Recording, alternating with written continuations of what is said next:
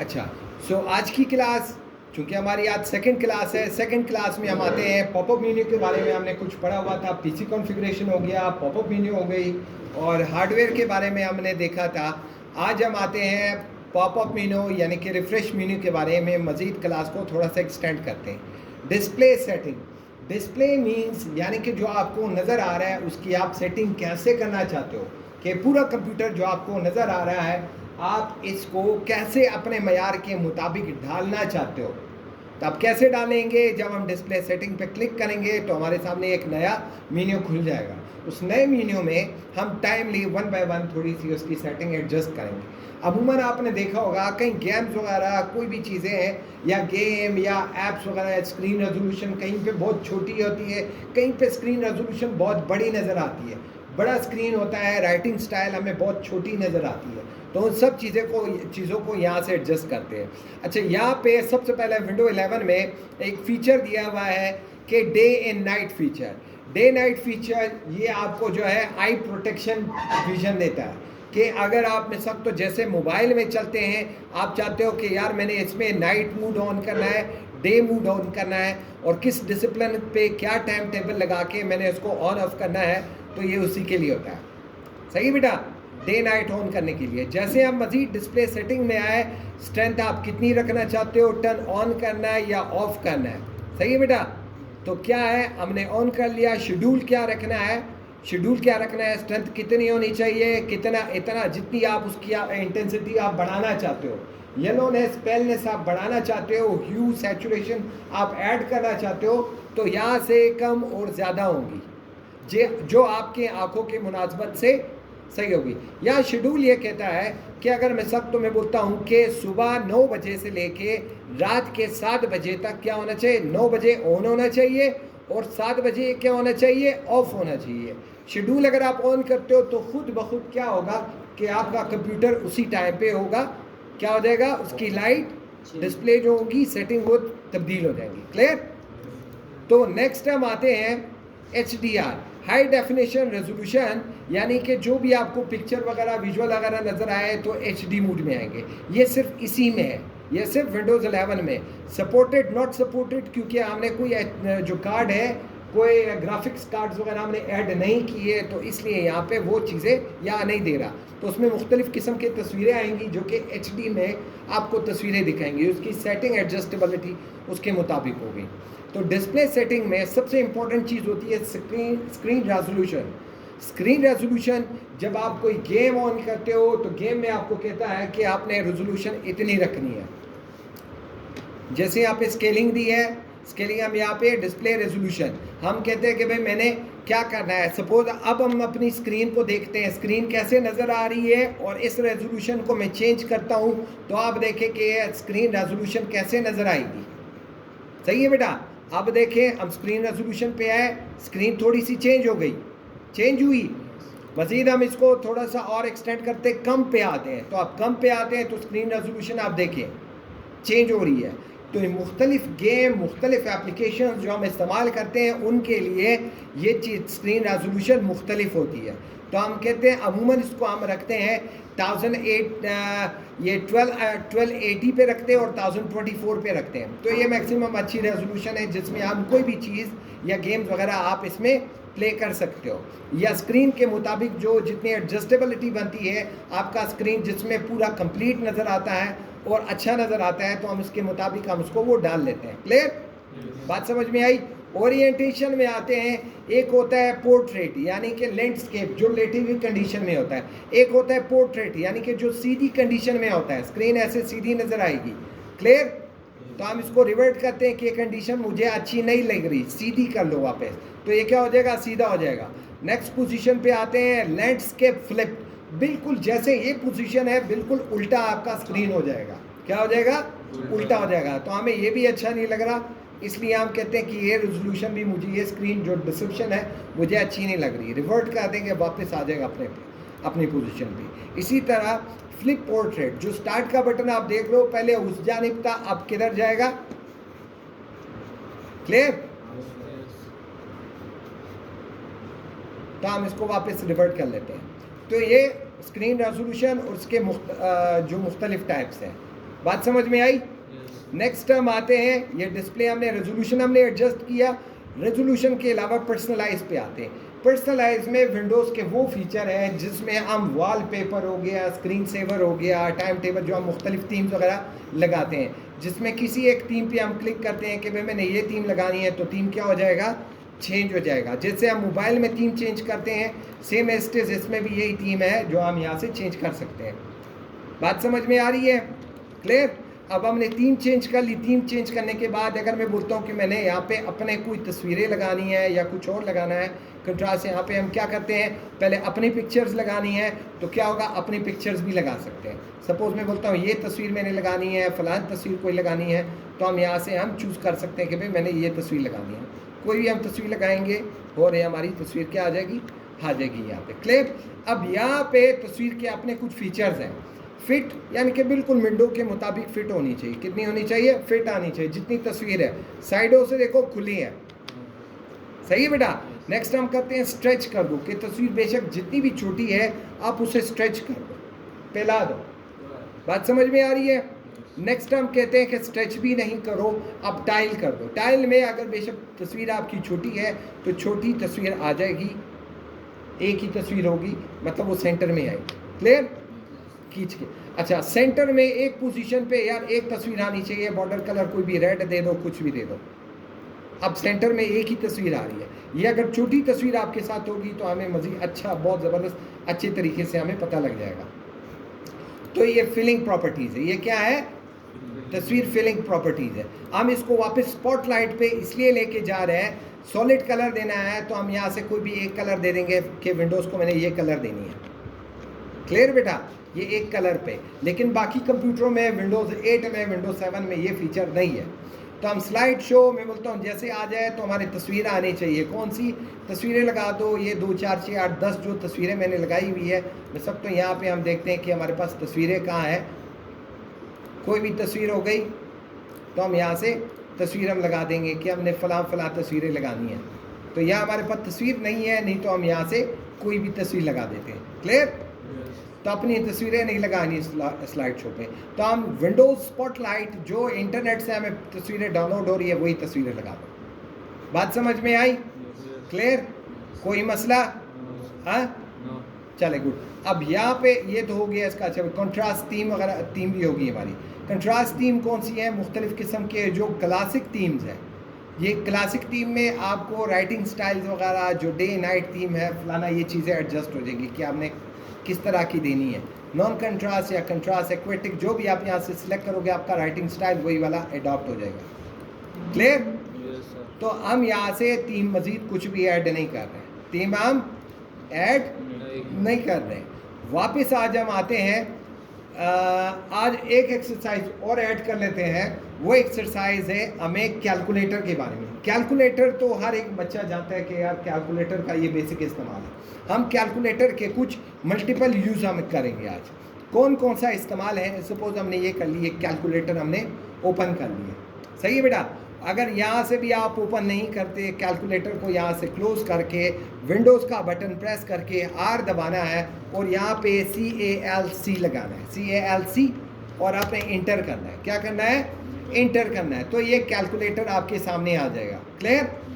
मेरे ख्याल में यहाँ पे जमा माइनस वाइनस ये फलाना चीज़ें हमें बताने की ज़रूरत नहीं है, सही है। नेक्स्ट हम आते हैं, देखो हमारे पास साइंटिफिक कैलकुलेटर है। जो साइंटिफिक जो बंदे होते हैं वो इसको सही तरह से इस्तेमाल कर सकते हैं कि log 10x raise power this nx की स्क्वायर y स्क्वायर फलाना स्क्वायर, ये चीज़ें ये साइंटिफिक कैलकुलेटर की यूज़ है। ग्राफिक्स यानी कि जो ग्राफिक्स वाले होते हैं, जो x एक्सिस पे y एक्सिस पे जो काम कर रहे होते हैं, ये ग्राफिक्स कैलकुलेटर ये वो इस्तेमाल कर सकते हैं, ग्राफिक्स वाले, सही है बेटा। तो कैलकुलेटर में नेक्स्ट हम आते हैं कैलकुलेटर, प्रोग्रामर कैलकुलेटर। इसमें आता है कि भाई हम 1 जो 8 होता है वो कितने एक्सा के बारे में होता है, डेक्सा, ऑक्टा, बाइनरी, कितने नंबर होते हैं, इसमें क्या क्या चीज़ें होती है, तो ये उस कैलकुलेटर के बारे में। यहाँ से आते हैं हम अपनी जो कैलकुलेटर जो हम जनरल यूज़ में हम इसको यूज़ करते हैं। कौन कौन सा है? Date calculation. The first one is date calculation. आप कैसे करते हो? Difference between the age. आपने मुझे क्या करना है, मुझे इन दोनों के डेट में आपने डिफरेंस बताना है। सपोज एक बच्चा बताए अपनी डेट ऑफ बर्थ, कोई भी बच्चा बताए, जी बेटा 12/6/2008। सपोज हम यहाँ आते हैं 2008 पे और आते हैं कहाँ पे 6 पे, जून पे ना, और 12 डेट 12। तो हम पूछते हैं कि यार ये बताओ यहाँ तक मेरी जो डेट है कितनी बनी है, एज कितनी बनी है, 17 years 3 months and 5 days। तो हमें ये कैलकुलेट करके दे देगा, क्लियर। और अगर मैं बोलूँ ऐड और सब्सट्रैक्शन, मैंने क्या करना है, ऐड करना है। सपोज मैं 2008 से 2008 में मैंने कितना, ये कितने दिन, 6 दिन ऐड कर दो और इसके अलावा 6 महीने ऐड कर दो, और अच्छा 6 years और 3 दिन हम ऐड कर देते हैं। तो आपको बताएगा कि भाई यार ये कौन सा दिन आएगा, 15 दिसंबर 2014 आएगा। अगर हम ये चीज़ें उस तारीख में 2008 में अगर हम ये डेट ऐड कर लेंगे तो कौन सा साल आएगा, 2014 का, 2014 15 दिसंबर ये डेट आ जाएगा, क्लियर। सब्सट्रैक्ट करना है, मैं बोलता हूँ उससे माइनस कर दो इतने साल, तो कहेगा यार ये 2001 बनता है। कितना बनता है, 2001। तो ये कैलकुलेट किया। अच्छा भाई, नेक्स्ट हम आते हैं करेंसी पे। अच्छा, अब करेंसी पे हम आते हैं। मैं बोलता हूँ ऐसे करो कि जो आज की जो यूनाइटेड स्टेट का जो डॉलर है मुझे कितने रुपीस में पड़ रहा है, हाँ, RS में मुझे कितने का पड़ रहा है, ठीक है, रुपीस में, पाकिस्तानी रुपीस में। बोलता हूँ $1 कितने का पड़ रहा है, कहते हैं 283 का पड़ रहा है। अगर मैं बोलूँ कि यार ऐसे करो सऊदी का, ये सर सऊदी रियाल, मैं बोलता हूँ एक सऊदी रियाल कितने का पड़ रहा है, तो कहते हैं यार ये इतने का पड़ रहा है, क्लियर। अब इसमें दुनिया भर की जो भी करेंसी होती है अपडेटेड रेट्स के साथ आपको मिल जाएंगी। बात समझ में आई। नेक्स्ट हम आते हैं जी, हाँ, तो आप यूज देख लो ना बेटा। अब यहाँ अफगानिस्तान की भी देख लो, ये अफगानी कितने की है, कहते हैं 4 रुपए की। एक अफगानी कितनी की है, 4 रुपए की है। इसी तरह बोलो कि भाई यार ये इंडियन रुपीस कितनी की है, हाँ, कहते हैं 3 रुपए की है। इसी तरह आप बोलो कि भाई बंगाली कितनी की है, हाँ, पाउंड देखो कितने का है,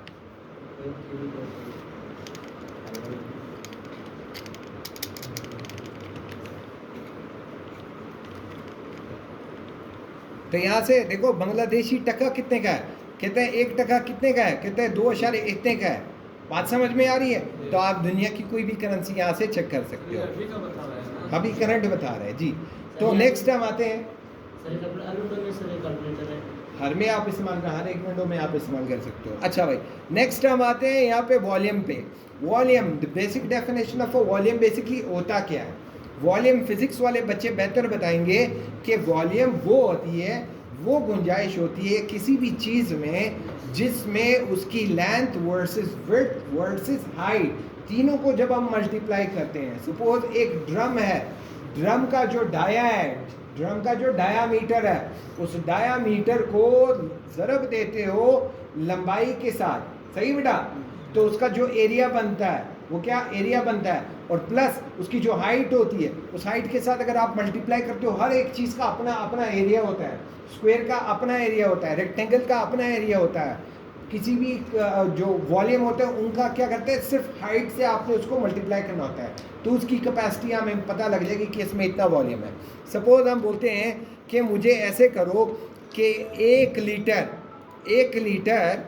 लीटर वॉल्यूम में कितने चम्मच आते हैं। सपोज मैं बोलता हूँ कितने स्पून आते हैं, तो कहते हैं 202 चमचे आते हैं। कितने, 202 चमचे आते हैं। अगर मैं बोलूँ क्यूबिक मीटर कितना आता है उसमें, कहते हैं अशारिया इतने मीटर आते हैं। मैं अगर बोलूँ कि भाई कितने कप आते हैं 1 लीटर में, कहते हैं 4.2 कप आते हैं। तो इस तरह मुख्तलिफ़ किस्म की चीज़ें हैं। 1 टीस्पून, टेबल स्पून, मैं बोलता हूँ 1 टीस्पून टीस्पून और टेबल स्पून में कितना क्या फ़र्क है, टीस्पून और टेबल स्पून में क्या फ़र्क है। तो कहेगा अगर मैं बोलूँ कि नहीं यार मुझे ऐसे करो, 1 टेबल स्पून में कितने टीस्पून होते हैं, चाय चम्मच कितने होते हैं, जिसमें हम खाना खाते हैं उसमें चाय के कितने चमचे आते हैं।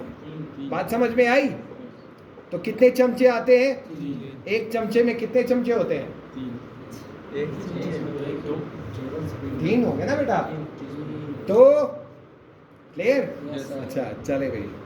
तो ये मुख्तलिफ चीज़ें। नेक्स्ट हम आते हैं वॉल्यूम के बजाय लेंथ में आते हैं। अब लेंथ में हमारे सामने angstrom, nanometre, micron, millimetre, centimetre, metre, kilometre, inches. तो हम बोलते हैं कि भाई ऐसे करो, 1 मीटर में कितने इंचेस होते हैं, कितने इंचेस होते हैं भाई यार। ऐसे करो, मुझे 1 मीटर में बताओ कितने यार, 39 होते हैं। कितने होते हैं? 39। अब अगर मैं बोलूँ यार मीटर छोड़ दो, मुझे यार्ड बताओ, गज में कितने इंचेस होते हैं? कितने? 36। अब अगर मैं बोलूँ यार इंच तो सही है, गज में इतना है, मुझे ऐसे करो फीट में कितने इंच होते हैं? हाँ। और अगर मैं बोलूँ ये जो फीट है, सपोज इस फीट में कितने मीटर होते हैं? सही। और अगर मैं बोलूँ कि यार 1 मीटर में कितने फीट होते हैं, तो 3.2। कितना? 3.2। तो हमें फिजिक्स की वैल्यूज भी, हमें यहाँ से लेंथ का भी पता लग गया। क्लियर? नेक्स्ट हम आते हैं वेट इन मास पे। किधर आते हैं? वेट इन मास पे। वेट इन मास बेसिकली आप लोगों को पता होना चाहिए what is a weight and what is a mass. सही है। वेट और मास में बेसिकली डिफरेंस क्या है? क्या डिफरेंस है फिजिक्स वाले बच्चे? हाँ? वेट चेंज हो सकता है, मास चेंज नहीं हो सकता। Mass is a constant while weight changes with the passage of a height। इसके साथ जितना भी height इसके साथ होता है वो उसके साथ चेंज होता रहता है, क्योंकि हमें पता है height के साथ उसकी जो एक्सेलरेटिव वैल्यू है वो कितनी है? 9.812 सेकेंड पर मीटर पर सेकेंड स्क्वायर। सही बेटा? तो वो उसके साथ मल्टीप्लाई होता है। चले भाई, तो हम कहते हैं मुझे ऐसे करो कि 1 ग्राम में कितने किलोग्राम होते हैं? 1 ग्राम में सपोज कितने? 0.00। अब अगर मैं बोलूं 1 किलोग्राम में कितने ग्राम होते हैं? बात समझ में आ रही है? इसी तरह हम आते हैं 1 डेकाग्राम में कितने किलोग्राम होते हैं? सही है बेटा? और इसी तरह अगर हम बोले कि भाई ऐसे करो, मिलीग्राम में कितने डेकाग्राम होते हैं? पाउंड कितने होते हैं? सपोज मैं बोलता हूं कि ऐसे करो, 1 किलोग्राम में कितने पाउंड होते हैं? पाउंड कितने होते हैं? कितने होते हैं पाउंड? पाउंड 1 किलोग्राम में 1 kg है, उसमें कितने पाउंड होंगे? 2 अच्छा यहां से नहीं, सॉरी, इसको हम करते हैं 1 किलोग्राम में 2.2 पाउंड होते हैं। अगर मैं बोलूं 1 किलोग्राम का मुझे केक दे दो, फ्रेश केक, और अगला बोले नहीं सर 2.2 का हमारे पास 1 पाउंड केक है, 2 पाउंड केक है, तो फिर भी 1 किलो से तो कम हो गया। 4 पाउंड 2 किलो के बराबर है। तो अगर हम कर लेते हैं कि 4 पाउंड कितने किलो के बराबर है, आपको बता रहे हैं। सही है बेटा? बात समझ में आई? आई बेटा? चले गुड। जहाँ मसला हो तो मुझे बता दिया करो। टेम्परेचर के मुख्तलिफ, फ़ारेनहाइट, केल्विन, सेल्सियस। सही। हम फ़ारेनहाइट, सपोज हम सेल्सियस को फ़ारेनहाइट में तब्दील करते हैं। मैं बोलता हूँ ऐसे करो, अगर कितने 36 डिग्री टेम्परेचर नॉर्मल होता है, तो फ़ारेनहाइट में कितना होना चाहिए? 96। अगर मैं बोलूँ कि नहीं यार मुझे ऐसे करो केल्विन में बताओ, कहेगा 309 केल्विन। अब अगर कोई आप डॉक्टर के पास जाओ, बोलेगा कि यार 309 बुखार है, अगला क्या बोलेगा? नहीं यार झूठ बोल रहा है। अब वो तो सही बोल रहा है अपनी जगह पे। तो बंदे को वो जो मेजरमेंट टूल्स है उसको एसेस करना चाहिए। क्लियर? अब यहाँ का जो सेल्सियस का 100 है वो कितने के बराबर है? 100 जो डिग्री सेंटीग्रेड होता है 373 का होता है, और फ़ारेनहाइट में कितना होता है? 212। क्लियर? एनर्जी में same as is joule. What is joule?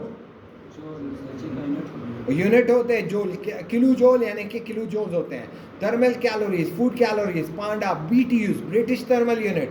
मैं बोलूँ कि यार 1 BTU ब्रिटिश थर्मल यूनिट यानी कि एनर्जी की वो इकाई जिसमें एक बंदा 1 ग्राम का जो है वर्क कर लेता है, उसमें वो कितने के फूड कैलोरीज के बराबर है? तो हम यहाँ पे करते हैं 1 BTU कितने फूड कैलोरीज के बराबर है, या 1 फूड कैलोरी कितने BTU के बराबर है? सही। वो एनर्जी जो किसी भी 1 ग्राम ऑफ फूड को बर्न करने के लिए इस्तेमाल होती है वो कहलाती है BTU। अब वो 1 BTU कितने फूड कैलोरीज के बराबर है, या फूड कैलोरीज जो है कितने BTU के बराबर है? 3.9। सही है बेटा? अब यहाँ मुख्तलिफ किलो हावर्स है, फलाना है, जो भी चीज़ें आप यहाँ से इंटर कन्वर्जन इसकी कर सकते हो। एरिया पे आते हैं। एरिया जैसे आपको बताया सर्कल का अपना एरिया होता है, पाई आर स्क्वायर, हाँ, और ट्राइंगल का अपना एरिया होता है, सही है, half B multiply by H, तो उसका अपना एरिया होता है, रेक्टेंगल का अपना होता है, लेंथ मल्टीप्लाई बाय विड्थ, सही है, तो हर चीज़ का अपना अपना एरिया होता है। तो कहते हैं मुझे ऐसे करो कि अगर एक स्क्वायर फीट है, दूसरी तरफ स्क्वायर मीटर है, मुझे ये बताओ कि एक स्क्वायर मीटर कितने स्क्वायर फीट के बराबर है? 10.79, 10.79। अगर मैं बोलूँ कि नहीं यार स्क्वायर फीट नहीं, स्क्वायर इंचेस बता दो भाई, कितने के बराबर है? वन स्क्वायर फीट कितने के बराबर है? Square inches. क्लियर? तो यहाँ स्क्वायर माइल भी है कि भाई यार मुझे ऐसे करो 1 स्क्वायर माइल कितने फीट के, स्क्वायर फीट के बराबर है? स्क्वायर मीटर के बराबर है। तो यहाँ से आप इसकी स्क्वायर सेंटीमीटर, स्क्वायर मिलीमीटर, जो भी है आप इंटर कन्वर्जन यहाँ से कर लोगे। क्लियर? स्पीड की, स्पीड बेसिकली स्पीड में आपको पता है कि भाई स्पीड क्या होती है? मीटर पर सेकंड स्क्वायर, सही। आप अगर स्पेसिफिक डायरेक्शन में होगी तो वेलोसिटी कहलाएगी, बगैर डायरेक्शन की तो क्या होगी? स्पीड कहलाएगी। क्या कहलाएगी? स्पीड। नजर आ रहा है नहीं आ रहा है? चले भाई, तो हम क्या करते हैं, कैसे करो कि एक बंदा अगर मीटर पर सेकंड में चल रहा है, एक बंदा मीटर पर सेकंड में, 1 मीटर पर सेकंड में एक बंदा फासला तय कर रहा है, या 1 किलोमीटर पर सेकंड के हिसाब से एक बंदा चल रहा है, हाँ, 1 किलोमीटर पर आवर के हिसाब से अगर एक बंदा चल रहा है तो कितने मीटर पर सेकंड में कर रहा है? 0.27। यानी कि अगर एक बंदा 1 किलोमीटर घंटे के हिसाब से चल रहा है तो वो 1 सेकंड में 1 मीटर पर कितना? 0.27 पर सेकंड मीटर जो है फासला तय कर रहा है। बात समझ में आई? तो इसी तरह मुख्तलिफ किस्म के यहाँ पे नॉट्स हैं, नॉट एरोनॉटिकल माइल्स वगैरह जो होते हैं ना, वो भी यहाँ पे हैं। तो आप नॉट कर दो, मैक कर दो, माइल पर आर कर दो। अगर मैं बोलूँ कि यार एक बंदा किलोमीटर और 1 माइल में, मैं बोलता हूँ अगर 1 माइल पर आर है तो कितने किलोमीटर पर आर चल रहा है? 1.6। 1 घंटे में अगर एक बंदा 1 किलोमीटर का फासला तय कर, 1.6 का अगर 1 माइल का फासला तय करता है, तो 1 माइल हमें पता है कि वही माइल फासला किलोमीटर में कन्वर्ट करोगे तो 1.6 किलोमीटर का फासला आएगा। नेक्स्ट हम आते हैं टाइम पे। टाइम हमें मेरे ख्याल में ये बताना है मज़ीद, मेरे ख्याल में उसको वो एक्सटेंड नहीं करना चाहिए। अगर मैं बोलूँ कि 1 साल में कितने दिन होते हैं, कितने, और अगर मैं बोलूँ कि इसमें कितने घंटे होते हैं, 8,000। और अगर मैं बोलूँ कितने मिनट्स होते हैं, सेकंड्स होते हैं, मिली सेकंड्स होते हैं, माइक्रो सेकंड्स होते हैं। क्लियर? तो इस तरह इंटर कन्वर्जन टाइम का है। Power, what is power? Someone will define power. What is power? Power, power देखो बैचलर मास्टर वाले बच्चे बैठे हुए हैं यहाँ पे। पावर की डेफिनेशन बताओ, पावर क्या है? Work done by on invention. Wrong. That's something different what you're telling me. Yeah. Power. The word power अगर हम जनरल लेआउट जो आम सादे अल्फाज में ले कि भाई पावर क्या है? ताकत। ताकत को हम क्या कहेंगे, कैसे डिफाइन करेंगे? अपने सलीस अल्फाज में डिफाइन करो, सलीस अल्फाज में। अब ना फिजिक्स पढ़ रहे हैं ना केमिस्ट्री पढ़ रहे हैं, सिर्फ सादे अल्फाज में बयान करो भाई, उर्दू में। Excellent. The capability to do a work is called power. किसी चीज़ की जब आप ताकत रखते हो, कर सकते हो ना भाई, तो जो कैपेबिलिटी है, सलाहियत है, जो काम आप में करने का जो सलाहियत है, उसको कहते हैं पावर। यानी कि जो आप काम करते हो, जिस रेट पे करते हो, काम करना और किस टाइम से कर रहे हो काम, और वो भी टाइम के साथ जो आप कर रहे हैं, वो पावर है। और वो पावर डेविएट करता है, यानी कि उसमें ऊंच नीच आती है, और टाइम के साथ। कहीं पे टाइम ज़्यादा लग रहा है, कहीं पे कम लग रहा है। टाइम अगर ज़्यादा लग रहा है तो इट मीन्स उसका पावर कम है, और अगर टाइम कम लग रहा है तो इसका मतलब है यार ये तो ताकतवर है। सही? क्लियर? तो यहाँ पे हम क्या कर रहे हैं, हम बोलते हैं 1 हॉर्स पावर। 1 हॉर्स पावर कितने किलोवाट के बराबर है? और अगर मैं बोलूँ 1 किलोवाट कितने हॉर्स पावर के बराबर है? तो यहाँ से इंटर कन्वर्जन है। फुट पाउंड मिनट में यानी कि कितने के बराबर है? कहते हैं यार फुट पाउंड 1 हॉर्स पावर कितना 33,000 के बराबर है। BTUs मिनट्स के बराबर है, फला इतने वाट के बराबर है। 1 horse power is equal to 745 watt. कितना? 745 वाट। डेट इसी तरह डेटा में आते हैं कि भाई यार मुझे ऐसे करो 1 GB में कितने MB होते हैं? कितने MB होते हैं? सही है। और अगर मैं बोलूँ 1 GB, अच्छा ये जो है क्या कहते हैं, मैं बोलूँ कि भाई यार मेबी बाइट्स में कितने GB? 1 मेबी बाइट 1 MB कर दो। 1 मेगाबाइट्स में कितने मेबी बाइट्स होते हैं? मेबी बाइट्स में 8.3 मेबी बाइट्स होते हैं। इसी तरह हम कर लेते हैं कि भाई यार 1 गीगाबाइट्स में कितने मेगाबाइट्स होते हैं? सही है बेटा। इसी तरह गीगाबिट्स कितने होते हैं? गिबिट्स कितने होते हैं? सही है बेटा। इसी तरह टेराबाइट्स कितने होते हैं? 1 टेराबाइट जो होता है कितने GB के बराबर होता है? सही बेटा। और इसी तरह TB बाइट्स कितने होते हैं? 1 TB बाइट्स में कितने गीगाबाइट्स होते हैं? सही बेटा। तो ये मुख्तलिफ इंटर कन्वर्जन यूनिट्स हैं। Now coming toward the pressure क्या होता है? हाँ, प्रेशर नाम तो सुनते हैं ना भाई, क्या फार्मूला है प्रेशर का?